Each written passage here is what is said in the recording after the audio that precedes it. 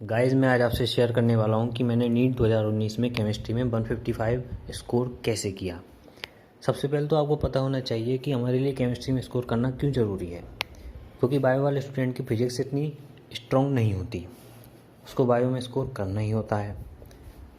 अगर आप मेरा पिछला वीडियो देखना चाहते हैं जिसमें मैंने बायोलॉजी में स्कोर करने के बारे में बताया, तो आपका उसका लिंक मैंने डाल दिया है डिस्क्रिप्शन में से, देख लीजिएगा।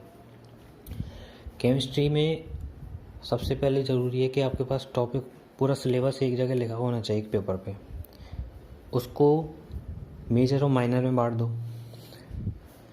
मेजर मतलब कौन सा टॉपिक बड़ा है, उसके बाद उसमें से ये पता होना चाहिए कि कौन सा टॉपिक लेस इम्पोर्टेंट है, कौन सा टॉपिक मोर इम्पोर्टेंट है। उसके बाद ये भी आपको आइडिया होना चाहिए कि आपको कौन सा टॉपिक अच्छे से आता है, कौन सा टॉपिक अच्छे से नहीं आता है। इससे आपकी एक परेशानी दूर हो जाएगी कि कुछ लोग इक्विलिब्रियम के चक्कर में पड़े रहते हैं। टॉपिक बहुत बड़ा है, कंफ्यूजिंग चैप्टर है, लेकिन उससे क्वेश्चन मैक्सिमम 1 या 2 क्वेश्चन आते हैं, कभी कभी आते भी नहीं हैं। अगर आपको ये पता हो कि इससे इतने कम क्वेश्चन आए तो आप मेरे हिसाब से आप उसको छोड़ना ही उचित है, आपका उसे छोड़ना ही उचित है। हाँ, थोड़ा बहुत आता है तो कर लीजिएगा, लेकिन और अगर आपको करना ही है ना उसको, तो उसके फॉर्मूलेस को पढ़ लीजिए और कुछ नहीं करना उसमें। अब माइनर टॉपिक्स में इनका यूज़ ये है कि आप उनमें कम एफर्ट में अच्छा स्कोर कर सकते हो। जैसे पॉलीमर, बायोमोलिक्यूल्स, ये चैप्टर ऐसे हैं कि आप उनको रट लोगे, ज़्यादा टाइम नहीं लगेगा और अच्छा खासा स्कोर आप कर सकते हो इनसे। अब हम बात करते हैं कि केमिस्ट्री में ब्रांच वाइज कितने क्वेश्चन आते हैं। 3 ब्रांचें अपनी, फिजिकल केमिस्ट्री, ऑर्गेनिक केमिस्ट्री और इनऑर्गेनिक केमिस्ट्री। तीनों से एवरेज 50 क्वेश्चन का रहता है, किसी से 1-2 क्वेश्चन ऊपर नीचे हो जाता है, नॉर्मल 50 क्वेश्चन का एवरेज रहता है। अब शुरू करते हैं फिजिकल केमिस्ट्री से। इसमें हमारे पास चीज़ होती हैं नोट्स, फार्मूला, क्वेश्चंस और एनसीईआरटी। सबसे पहली बात, एनसीईआरटी फिजिकल के लिए आपको नहीं पढ़नी है, बिल्कुल नहीं पढ़नी है। अगर आपने क्वेश्चन उसके अब तक नहीं लगाए हैं तो मत लगाइएगा, एक साइड पर रख दीजिए। नोट्स किसी भी सब्जेक्ट के लिए सबसे ज़्यादा इम्पोर्टेंट होते हैं। नोट्स आपको किस तरह से पढ़ने होते हैं कि उसमें जो भी फार्मूला है उनको पहले तो आपको एक ब्लॉक में बना के और स्टार मार्क कर देना है। इसका मैं यूज आगे बताऊंगा वीडियो में। इसके बाद होते हैं क्वेश्चंस। अगर आपने जो नोट्स में क्वेश्चन लिखाए हुए हैं, क्योंकि टीचर मैक्सिमम टाइप के क्वेश्चन करा देता है और आप उन क्वेश्चन को ढंग से कर लोगे ना, तो आपके आधे से नंबर तो वैसे ही पक्के हो जाते हैं। इसलिए नोट्स हमारे लिए सबसे ज़्यादा इम्पोर्टेंट होते हैं। अब बात आती है आपको क्वेश्चंस कहाँ से करने हैं। एक तो नोट्स में जो क्वेश्चन है वो 11 ईयर के क्वेश्चन और रेगुलर आपके जो एग्ज़ाम लग रहे हैं वो क्वेश्चन। सबसे ज़्यादा क्वेश्चन करने का इम्पोर्टेंस क्या है कि जो भी आपके डाउट आ रहे हैं वो क्लियर होने चाहिए। अगर आपके डाउट क्लियर नहीं है तो क्वेश्चन करने का कोई इम्पोर्टेंस नहीं है। अब फॉर्मूला कैसे याद करें फिजिकल के। लोग कहते हैं कि उनको पन्ने पे लिख लो, चिपका लो, ऐसे कर लो, ऐसे कर लो। इसकी ज़रूरत नहीं है।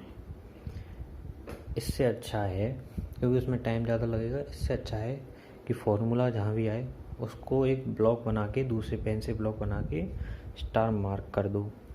जब भी आप चैप्टर उठाओ, उसको एक चैप्टर कंप्लीट करोगे तो उन सब फॉर्मूले को कॉपी बंद करके उन सब फॉर्मूले को याद करो कि कौन सा फॉर्मूला था, कौन से टॉपिक में था, किस तरह से था, वो सब चीज़ याद करो। इससे पता है वो क्या होगी, क्या आसानी होगी कि कई बार हम किसी और चीज़ का फॉर्मूला किसी और चीज़ में लगा देते हैं, तो इससे आपकी वो गलती ख़त्म हो जाएगी। आप जिस चीज़ का फॉर्मूला जिस चीज़ में लगना है वहीं लगाओगे, दूसरी जगह इसको अप्लाई नहीं करोगे। ठीक है। इसके बाद हम बात करते हैं ऑर्गेनिक केमिस्ट्री की। सबसे पहली बात, भूलने वाली सब्जेक्ट है ये।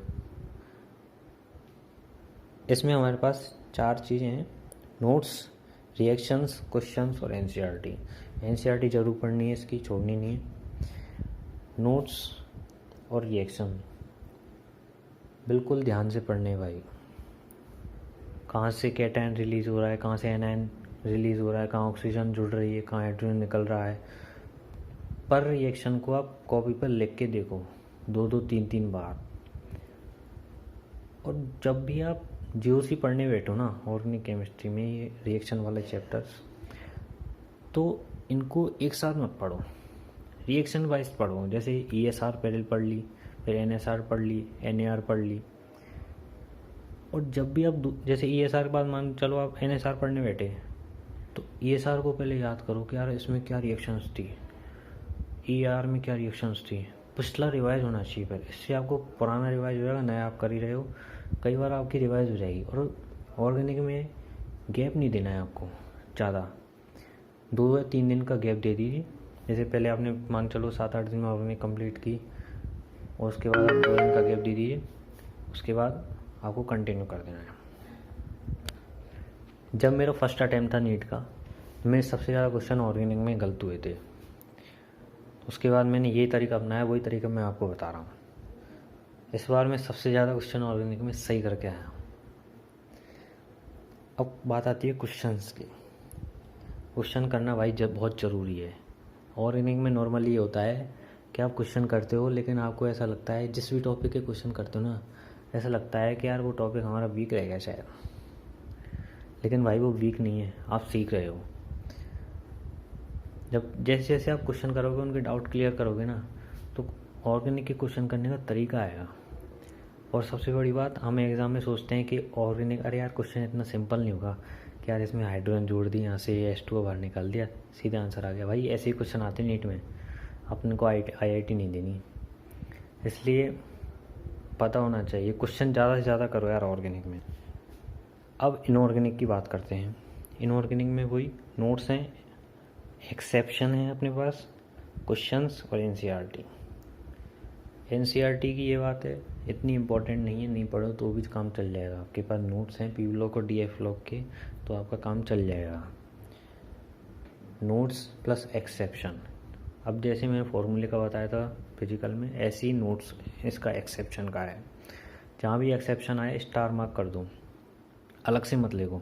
अलग से लिखोगे वही गड़बड़ हो जाएगी, ये इसका एक्सेप्शन था या उसका एक्सेप्शन था। ठीक है, तो इससे क्या है, आपके माइंड में एक इमेज बनती है।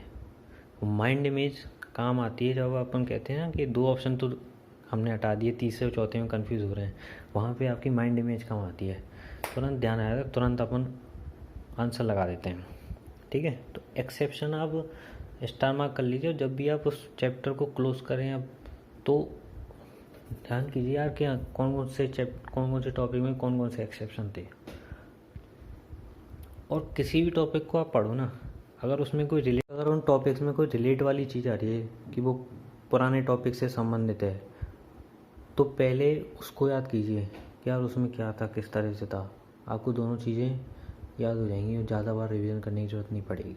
किसी बड़े टॉपिक को करने का एक बढ़िया तरीका बताता हूँ, आसान, अच्छे से याद हो जाएगा।